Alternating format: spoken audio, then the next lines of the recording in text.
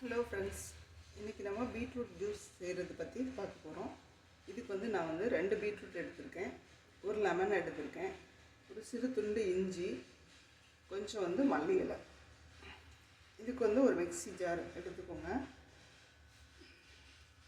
இதில் வந்து மல்லி இலையை வந்து நம்ம வாஷ் பண்ணி போட்டுக்கலாம். ஃபஸ்ட்டு இந்த பீட்ரூட் ஜூஸ் வந்து ஹீமோகுளோபின் அதிகரிக்கும். ஆல்ரெடி வந்து நீங்கள் கேள்விப்பட்டிருப்பீங்க. இது நம்ம ஹெல்த்துக்கு ரொம்ப நல்லது. இதோட நம்ம முடி வளர்ச்சிக்கும் ஸ்கின்னுக்கு எல்லாத்துக்குமே ரொம்ப நல்லது. இந்த மாதிரி அந்த வேர் பகுதியெல்லாம் எடுத்துருங்க. எடுத்துகிட்டு இதை நல்லா வாஷ் பண்ணி மிக்ஸி ஜாரில் சேர்த்துக்கலாம். மல்லி இலையை நல்லா வாஷ் பண்ணிட்டு வந்துட்டேன். இப்போ வந்து இதை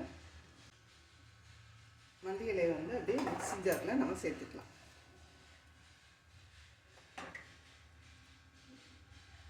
இது கூட ஒரு லெமன் எடுத்திருக்கேன். இதை வந்து நீங்கள் வந்து தோலோடு தான் போட போகிறீங்க. இது ஒரு லெமன் போட்டாலும் போடலாம், இல்லை உங்களுக்கு வந்து ஹாஃப் லெமன் போதும் அப்படின்னா ஹாஃப் லெமன் போட்டுக்கோங்க. இதையும் நல்லா வாஷ் பண்ணிக்கோங்க. பண்ணிவிட்டு இது சின்ன சின்ன பீசஸாக கட் பண்ணிக்கலாம்.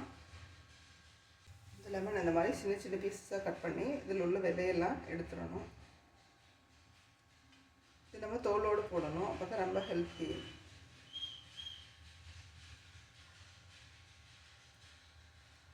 விதையெல்லாம் எடுத்தாச்சு. இதை நம்ம இந்த மிக்ஸி ஜார்லேயே சேர்த்துக்கிறோம். இது கூட இந்த இஞ்சியை வந்து நம்ம தோல் சீவிடணும். தோல் சீவிட்டு பொடியை கட் பண்ணி வச்சுக்கலாம். தோல் சீவிட்டு இஞ்சியை வந்து இந்த மாதிரி பொடியை கட் பண்ணி வச்சு நல்லா வாஷ் பண்ணிவிட்டு கட் பண்ணிவிடுங்க. இதையும் இப்போ வந்து நம்ம அந்த மிக்ஸி ஜாரில் இதோடு சேர்த்துக்க போகிறோம்.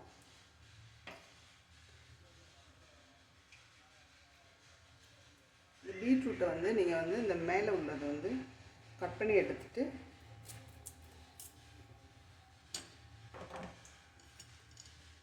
இந்த பீலர் வச்சு நம்ம தோல் எல்லாத்தையுமே ரிமூவ் பண்ணிடணும். பண்ணிவிட்டு இதை கட் பண்ணி நல்லா வாஷ் பண்ணிவிட்டு கட் பண்ணிக்கணும். மண் இல்லாமல் வாஷ் பண்ணிக்கோங்க. பொடியை கட் பண்ணிடணும். பீட்ரூட்டை பொடியை கட் பண்ணி எடுத்துகிட்டு வந்தாச்சு. இதையும் வந்து நம்ம மிக்ஸி ஜாரில் சேர்த்துக்கலாம்.